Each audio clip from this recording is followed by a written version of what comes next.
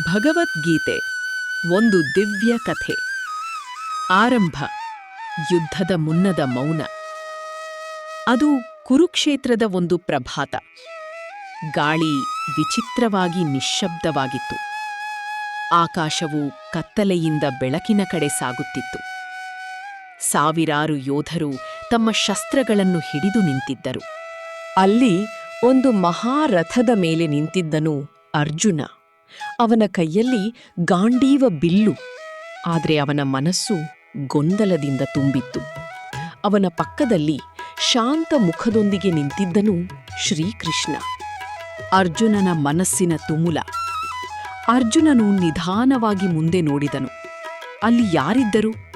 ಅವನ ಗುರು, ಅವನ ತಾತ, ಅವನ ಸ್ನೇಹಿತರು. ಅವನ ಹೃದಯ ತುಂಡಾಗಿ ಹೋಯಿತು. ಕೃಷ್ಣ, ಇದು ಯುದ್ಧವಲ್ಲ, ಇದು ನನ್ನ ಕುಟುಂಬದ ನಾಶ. ಅವನ ಕೈಗಳು ಕಂಪಿಸಿದವು. ಗಾಂಡೀವ ಕೆಳಗೆ ಬಿತ್ತು. ನಾನು ಈ ಯುದ್ಧ ಮಾಡಲಾರೆ. ಅವನು ಕುಳಿತನು. ಕಣ್ಣೀರು ಅವನ ಕಣ್ಣಲ್ಲಿ ತುಂಬಿತು. ಕೃಷ್ಣನ ಮೃದು ನಗು. ಕೃಷ್ಣನು ನಿಧಾನವಾಗಿ ಅವನ ಕಡೆ ನೋಡಿದರು.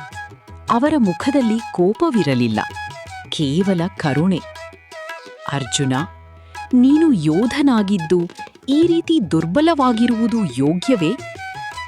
ಅರ್ಜುನನು ನೋವಿನಿಂದ ಹೇಳಿದನು. ಧರ್ಮಕ್ಕಾಗಿ ನನ್ನವರನ್ನು ಕೊಲ್ಲುವುದು ಹೇಗೆ ಸರಿಯಾಗಬಹುದು? ಆತ್ಮದ ರಹಸ್ಯ. ಕೃಷ್ಣನ ಮೊದಲ ಪಾಠ. ಕೃಷ್ಣನು ಆಕಾಶದ ಕಡೆ ನೋಡಿದರು. ಈ ಆಕಾಶವನ್ನು ನೋಡು, ಅದು ಯಾವಾಗ ಹುಟ್ಟಿತು? ಅರ್ಜುನನು ಮೌನವಾಗಿದ್ದನು. ಹಾಗೆಯೇ ಆತ್ಮವೂ ಶಾಶ್ವತ. ಕೃಷ್ಣನ ಮಾತುಗಳು, ಆತ್ಮ ಸಾಯುವುದಿಲ್ಲ, ದೇಹ ಮಾತ್ರ ನಾಶವಾಗುತ್ತದೆ. ನೀನು ಯಾರನ್ನೂ ಕೊಲ್ಲುವುದಿಲ್ಲ. ಅರ್ಜುನನು ನಿಧಾನವಾಗಿ ಕೇಳುತ್ತಿದ್ದನು. ಅವನ ಕಣ್ಣಲ್ಲಿ ಅಚ್ಚರಿ. ಕರ್ತವ್ಯದ ಸತ್ಯ. ನೀನು ಯೋಧ, ನಿನ್ನ ಕರ್ತವ್ಯ ಯುದ್ಧ. ಅರ್ಜುನನು ತಕ್ಷಣ ಹೇಳಿದನು. ಆದರೆ ಫಲವೇನು? ಕೃಷ್ಣನು ಮಂದಹಾಸ ಮಾಡಿದರು. ಫಲದ ಬಗ್ಗೆ ಯೋಚಿಸಬೇಡ. ಒಂದು ಉದಾಹರಣೆ. ರೈತನು ಬೀಜ ಬಿತ್ತುತ್ತಾನೆ. ಮಳೆ ಬರುತ್ತದೆ ಅಥವಾ ಇಲ್ಲ, ಅದು ಅವನ ಕೈಯಲ್ಲಿಲ್ಲ. ಅರ್ಜುನನು ಯೋಚಿಸಿದನು. ಮನಸ್ಸಿನ ಶತ್ರುಗಳು.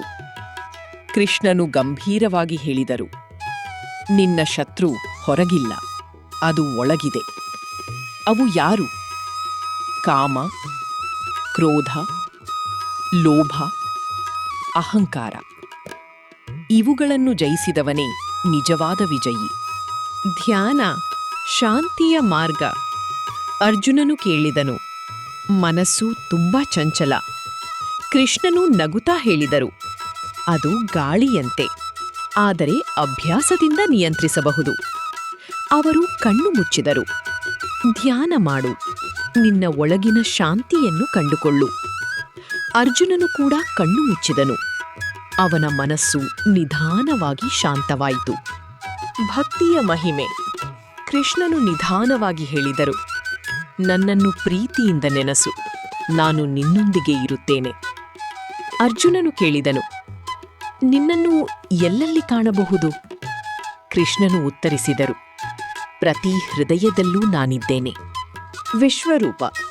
ಅಚ್ಚರಿಯ ಕ್ಷಣ. ಅರ್ಜುನನು ವಿನಮ್ರವಾಗಿ ಕೇಳಿದನು. ನಿನ್ನ ನಿಜವಾದ ರೂಪವನ್ನು ನೋಡಬೇಕು. ಕೃಷ್ಣನು ಹೇಳಿದರು. ನಿನ್ನ ಕಣ್ಣುಗಳು ಅದನ್ನು ಸಹಿಸಲಾರವು, ಆದರೂ ನಾನು ಅನುಗ್ರಹಿಸುತ್ತೇನೆ. ಹಠಾತ್ ಕೃಷ್ಣನು ಬದಲಾಗತೊಡಗಿದರು. ಅರ್ಜುನನು ನೋಡಿದನು. ಸಾವಿರ ಸೂರ್ಯರ ಬೆಳಕು, ಅನಂತ ರೂಪಗಳು, ಸೃಷ್ಟಿ ಮತ್ತು ನಾಶ ಒಂದೇ ದೃಶ್ಯದಲ್ಲಿ. ಅವನು ನಡಗಿದನು. ನೀನು ಪರಮಾತ್ಮ. ಅಂತಿಮ ಸಂದೇಶ. ಕೃಷ್ಣನು ಶಾಂತವಾಗಿ ಹೇಳಿದರು. ಎಲ್ಲವನ್ನೂ ಬಿಟ್ಟು ನನ್ನಲ್ಲಿ ಶರಣಾಗು, ನಾನು ನಿನ್ನನ್ನು ಕಾಪಾಡುತ್ತೇನೆ. ಅರ್ಜುನನ ಹೃದಯದಲ್ಲಿ ಹೊಸ ಶಕ್ತಿ ತುಂಬಿತು. ಅರ್ಜುನನ ಪರಿವರ್ತನೆ.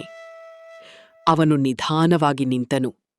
ಗಾಂಡೀವವನ್ನು ಮತ್ತೆ ಹಿಡಿದನು. ಈ ಬಾರಿ ಅವನ ಕಣ್ಣುಗಳಲ್ಲಿ ಭಯ ಇರಲಿಲ್ಲ, ಕೃಷ್ಣ, ನನ್ನ ಸಂಶಯಗಳು ದೂರವಾದವು. ನಾನು ಸಿದ್ಧ. ಅಂತಿಮ ದೃಶ್ಯ. ಶಂಖನಾದ ಮತ್ತೆ ಕೇಳಿಬಂತು. ಆದರೆ ಈ ಬಾರಿ ಅದು ಭಯವಲ್ಲ, ಅದು ಧೈರ್ಯ. ಯುದ್ಧ ಪ್ರಾರಂಭವಾಯಿತು. ಆದರೆ ಅರ್ಜುನನ ಮನಸ್ಸಿನಲ್ಲಿ ಶಾಂತಿ ಇತ್ತು. ಕಥೆಯ ಸಾರ. ಈ ಕಥೆ ನಮಗೆ ಹೇಳುವುದು, ಜೀವನ ಒಂದು ಯುದ್ಧ. ಮನಸ್ಸು ಯುದ್ಧಭೂಮಿ. ದೇವರು ನಮ್ಮ ಮಾರ್ಗದರ್ಶಕ. ಅಂತಿಮ ಮಂತ್ರ: ಓಂ ನಮೋ ಭಗವತೆ ವಾಸುದೇವಾಯ.